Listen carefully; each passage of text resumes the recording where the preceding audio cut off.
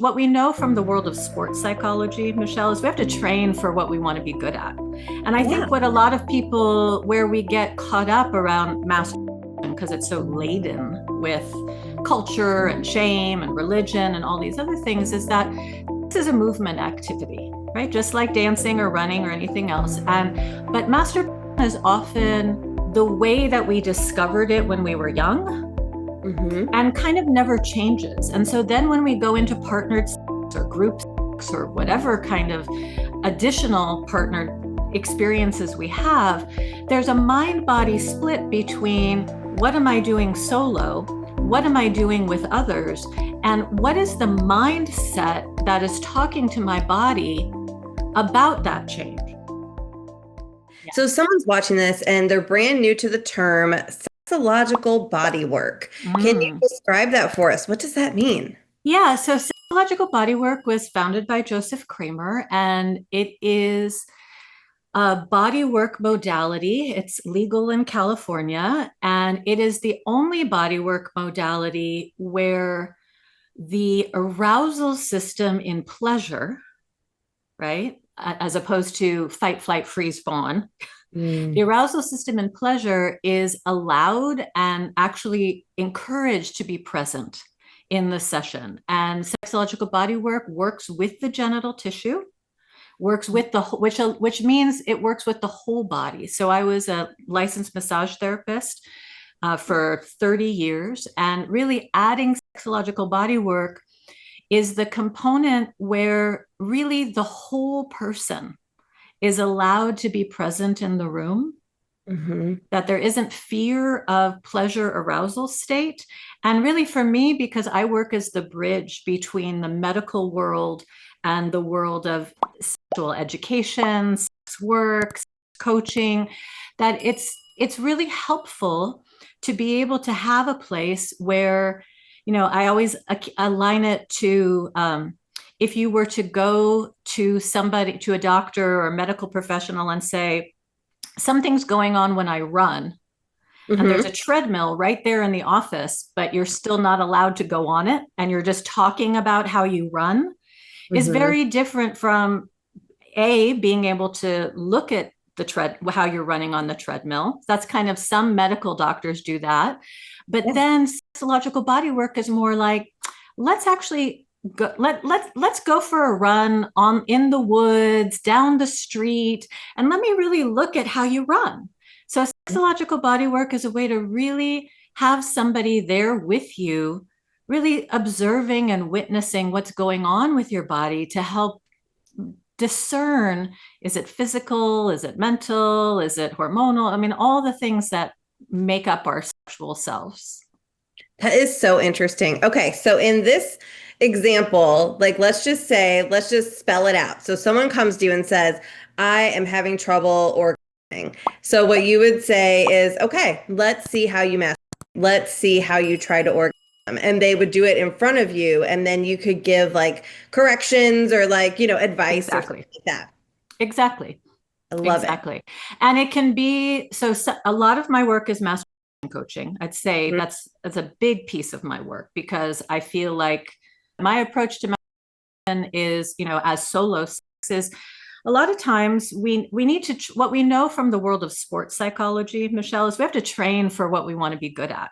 And I think what a lot of people, where we get caught up around masturbation because it's so laden with culture and shame and religion and all these other things, is that this is a movement activity, right? Just like dancing or running or anything else. But masturbation is often the way that we discovered it when we were young, and kind of never changes. And so then when we go into partnered sex or group sex or whatever kind of additional partnered experiences we have, there's a mind-body split between what am I doing solo, what am I doing with others, and what is the mindset that is talking to my body about that change. So what often happens is, the best way I can describe it, I always say this, is you can't be mad at your body, right? You can't be angry at yourself or frustrated with yourself or disappointed with your body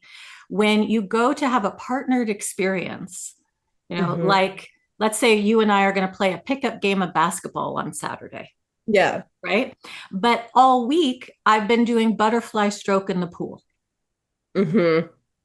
And then I come to our pickup game and I walk away angry, frustrated, disappointed, upset with my body because I didn't make any shots, or I walked away with a knee injury, or any of the myriad of things that don't connect. How am I what am I doing to prepare myself for the activity I'm going to have? And that's a mindset. It's a physical exercise training. It's really a holistic view, and it's fun, and it changes the way we look at porn. It changes the way we think about what we're doing.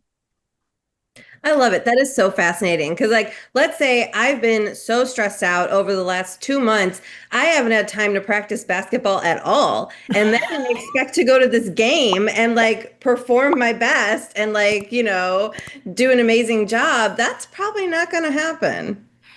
Exactly. And it also is so easy when we're stressed, especially when we've got a lot of cortisol in the body, for the mind to be saying, I'm too stressed, I don't have time, ugh, I'm not interested, my libido is low, da, da, da. And so we have to have a higher mindset that says, hey, actually, that is what the cortisol is making the brain tell the mind to think.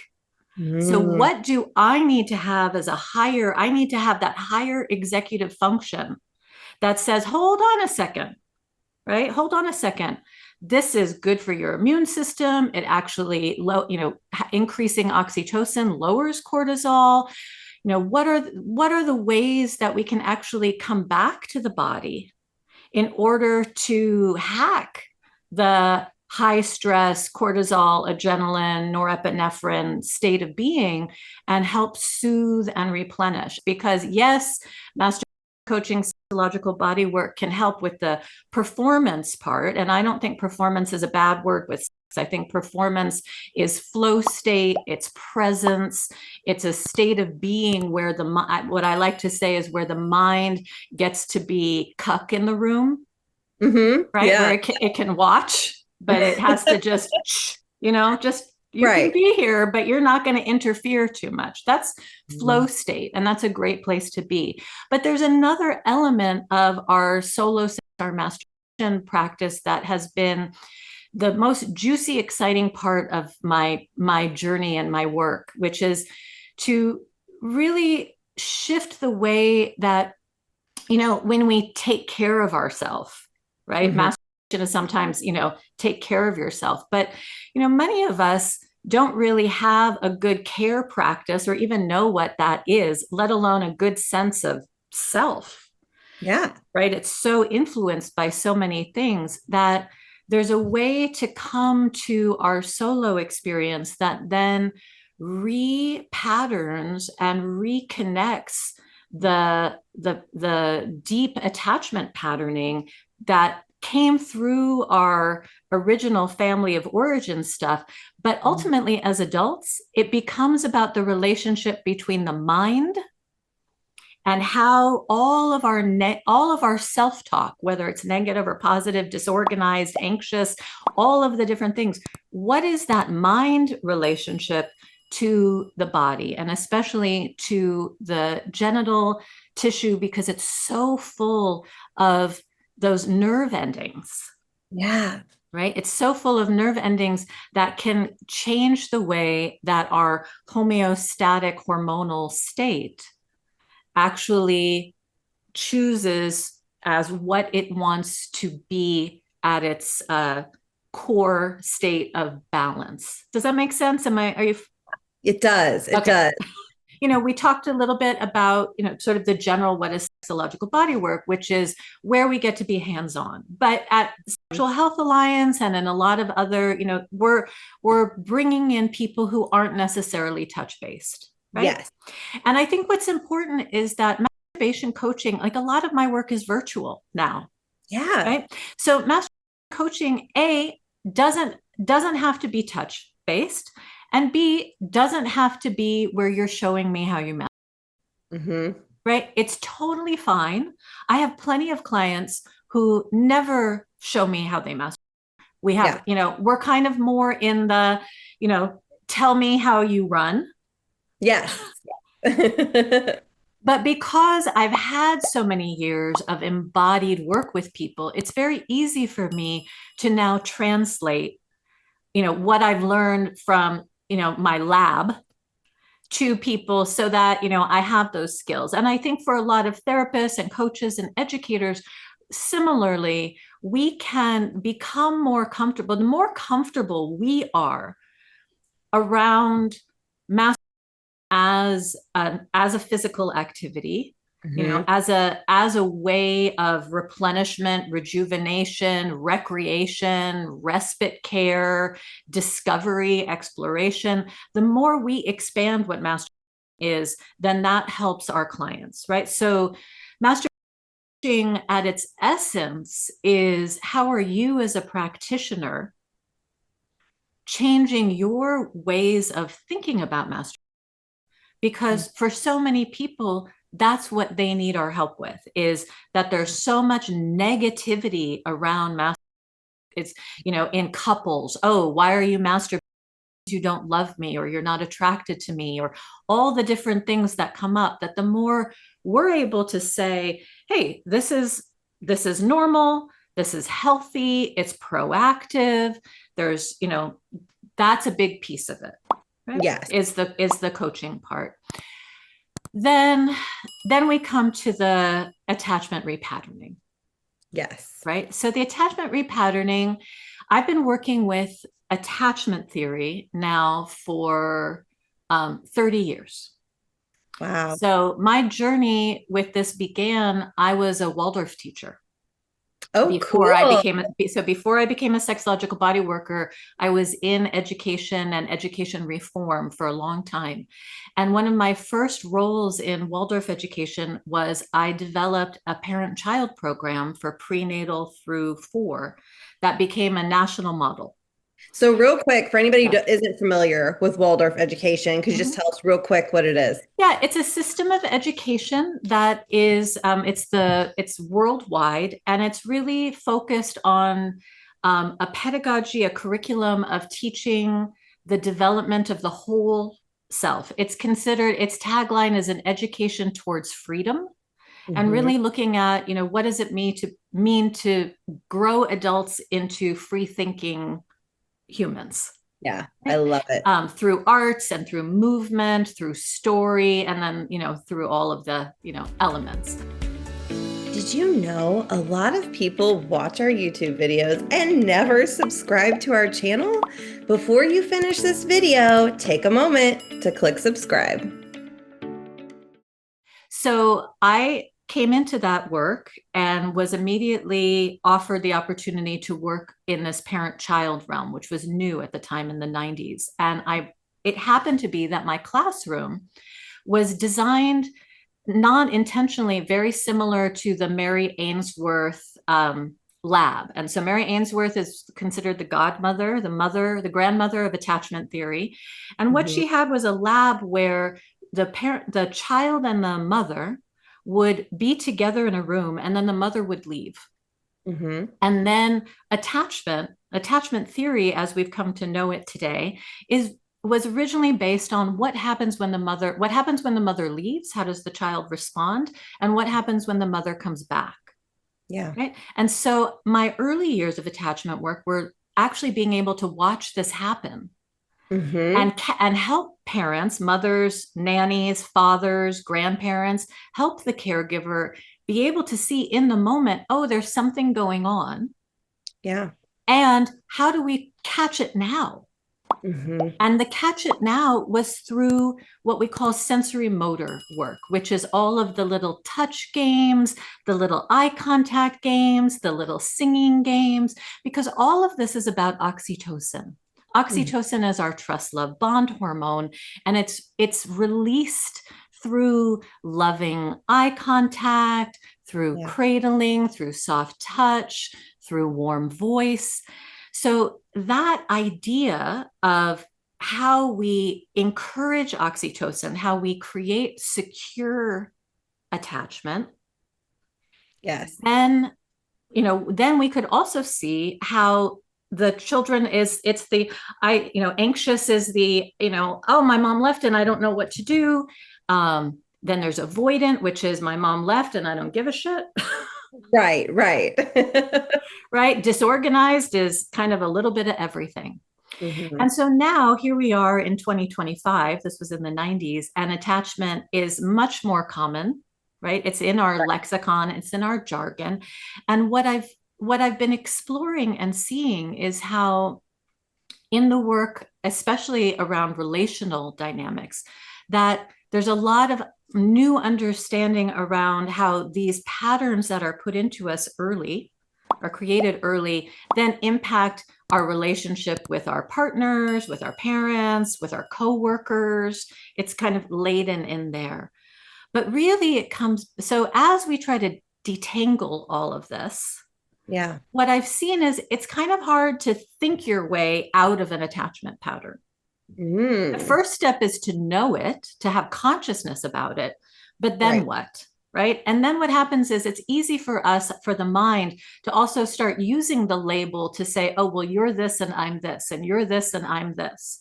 But does that really create, it creates maybe compassion and understanding, but does it create shift?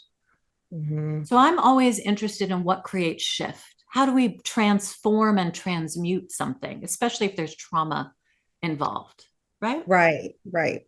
So as I went back to what I know from my work with early childhood and with human development over time, I started thinking and I was like, there's all of these nerves in the genitals that we're Mhm. kind of playing with xological body work, seeing where is their pleasure? How do we bring a sensation of that oxytocin, literally secure base, right? Yeah. When I touch this, here I am.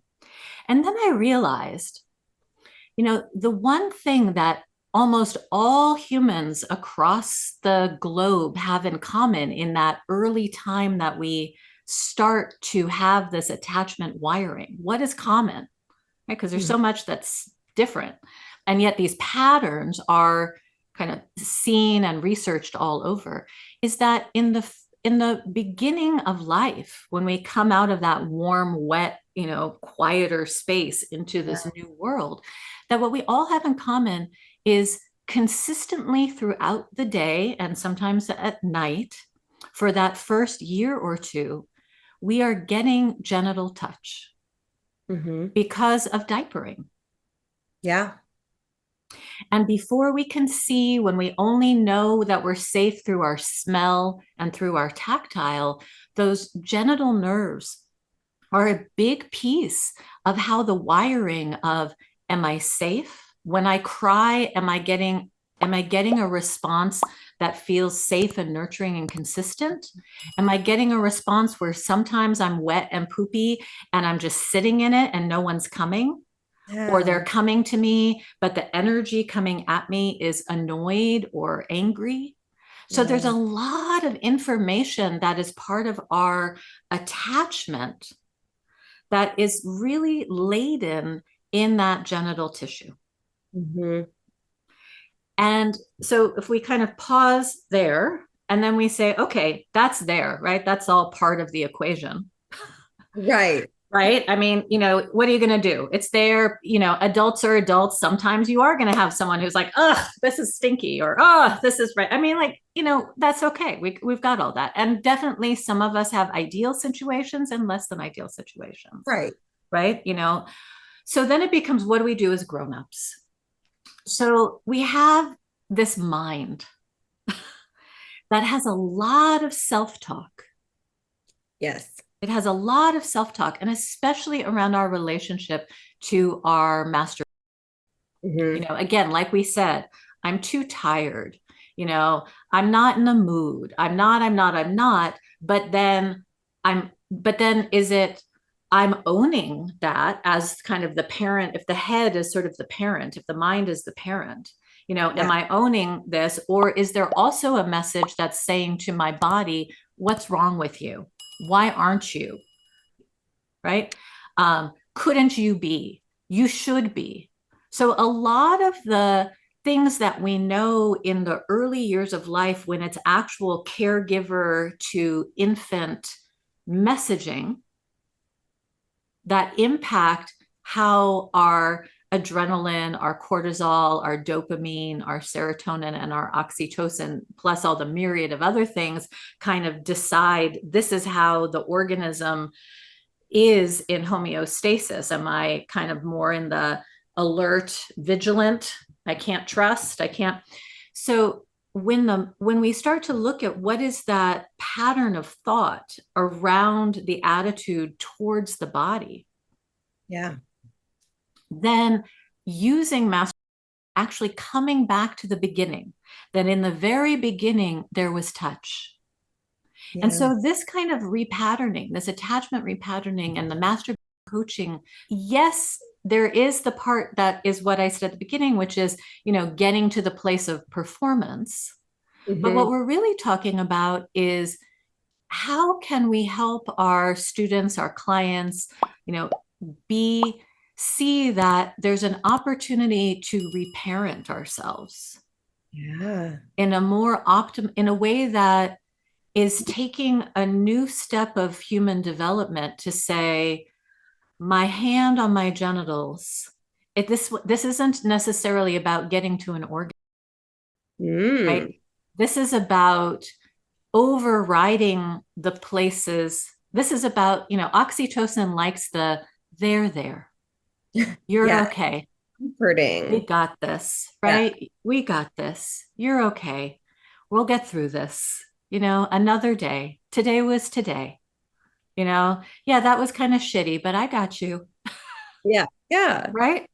And so that's kind of the seed piece of where the shift can really start to happen, is to come back to this to the original source and treat our body and create new inner speech Hmm. that gives us a new way. When we're little blobs, we're not up on our feet. And so then it gives us a new way to come into our uprightness, to feel like, and as coaches and therapists and trainers, to be the ones who help bring people from the, oh my gosh, life has just knocked me on my ass and I'm back to that, laying on the floor and how do I even get up again, Right.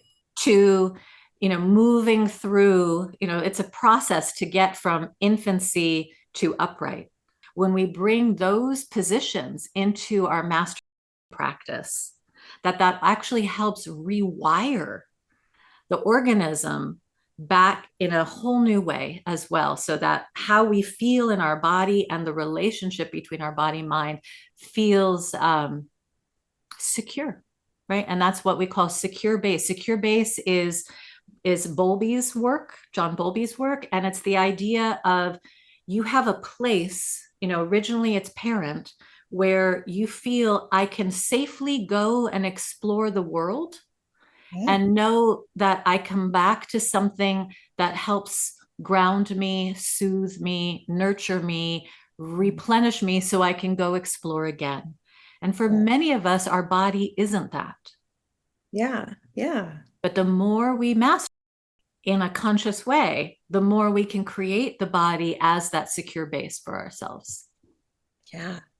Oh, that is so interesting. You just brought up so many things that I had never even considered. So I'm really excited for your talk. All right. Thanks for being with us today, Erica. Thank you. I look forward to seeing everybody in October. Yes. All right. Bye, everyone. Bye bye. Thanks for watching our video. Do us a favor, share this with someone who might benefit from this information. Your support helps us reach more people with important sexual health information. If you're passionate about this space, we know you'll enjoy these videos, so check them out. Please like this video and subscribe to our channel. And remember, you are exceptional.